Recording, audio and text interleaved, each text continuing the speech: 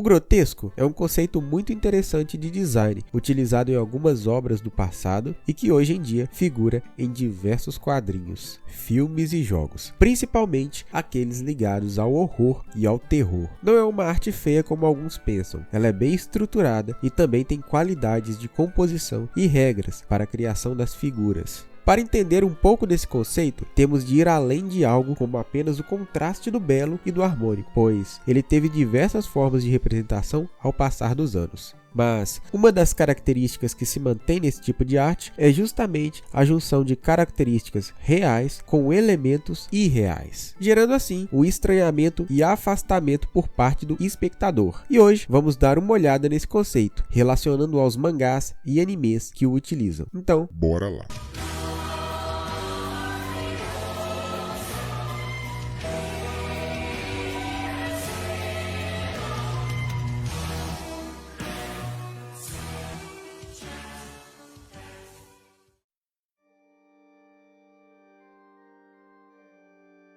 Como disse, o grotesco está longe de ser uma arte mal feita ou feia. Pode ser utilizada com o intuito de impactar aquele que está tendo contato com a obra, podendo ser a representação literal de algum sentimento ligado a angústia, medo, nojo, e pode aparecer tanto no conteúdo da história, como nos casos de Higurashi, Uzumaki e Another, que tem um roteiro complexo e te deixa perdido à medida que você vai passando pelos acontecimentos da obra, quebrando expectativas e clichês e também aquilo que temos intuitivamente, como a progressão narrativa da história, com acontecimentos que no início são verdadeiramente bizarros e sem explicação, que vão sendo elucidados à medida que vamos chegando ao final da história. Também em desenho, como Berserk e Pumpkin Night, que é um mix de expressões e detalhamentos de monstros e quimeras, além também de músicas que podem gerar esse tipo de sentimento, como o famoso tom menor e o trítono, muito utilizado em filmes em que o medo é o principal foco. Bom, não são raras as obras que contenham essas três características. É uma arte que tem uma ligação muito forte com coisas como o hibridismo de animais, natureza, seres humanos e objetos, onde geralmente nos geram a perplexidade, o nojo, o medo e o afastamento inicial daquilo que estamos tendo contato, pois, diferente de movimentos como o surrealismo, que tem a característica de navegar pelo mundo dos sonhos, ou do renascentismo, que é a pura tentativa de representação da realidade, o grotesco fica exatamente no limbo entre esses dois mundos, pegando características daquilo que conhecemos e aplicando novos significados a ela, com a adição de elementos fantásticos. E assim, esse passeio entre esses dois mundos antagônicos nos gera um estranhamento à primeira vista, como se alguma coisa estivesse faltando ou tivesse algum erro na imagem que não conseguimos falar qual seria, mas realmente nos incomoda o suficiente para que pensemos esses tipos de coisas. Às vezes, pode ser usado de maneira errônea para destacar obras ruins, mal feitas, que carecem de conhecimento técnico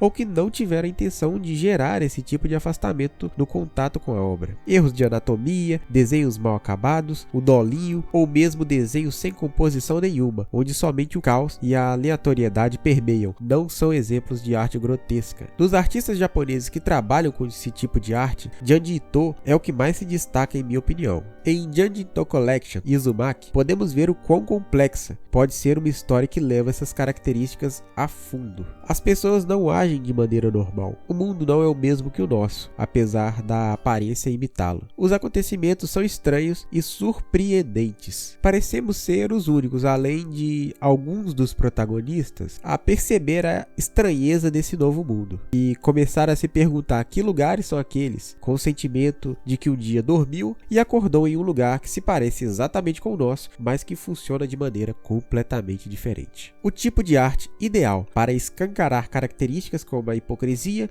e os preconceitos e os sentimentos humanos, ligados ao nojo, medo e estranhamento de modo literal, fazendo com que realmente incomode e gere impacto em um primeiro momento. Obras desse gênero tendem a ser inesquecíveis e marcantes, por terem uma qualidade única de representação.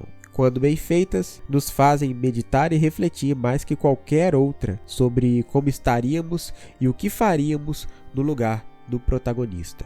Afinal, já pensou em sua casa sendo aberta a visitas indesejadas? Ou mesmo um sonho em que você envelhece 100 anos em apenas uma noite? Acredito ser um dos poucos gêneros que não quereríamos de forma nenhuma trocar de lugar com as pessoas de dentro da obra. Uma verdadeira arte de filósofos. Bem, guys, espero que tenham gostado. Caso discorde de algum ponto, não precisa me xingar. Só comentar que eu irei prontamente respondê-lo. Se gostaram, peço para ajudarem o meu canal com um gostei, um comentário e principalmente se inscrever com o sininho ativado para que a gente chegue logo aos 1000 inscritos e eu finalmente consiga monetizar esse canal. Vou deixar um vídeo aqui na tela final se puderem. Se tiverem um tempinho, eu peço para que cliquem e a gente vai ter outra conversinha bacana sobre animes, mangás e similares. Até o próximo vídeo ou o anterior.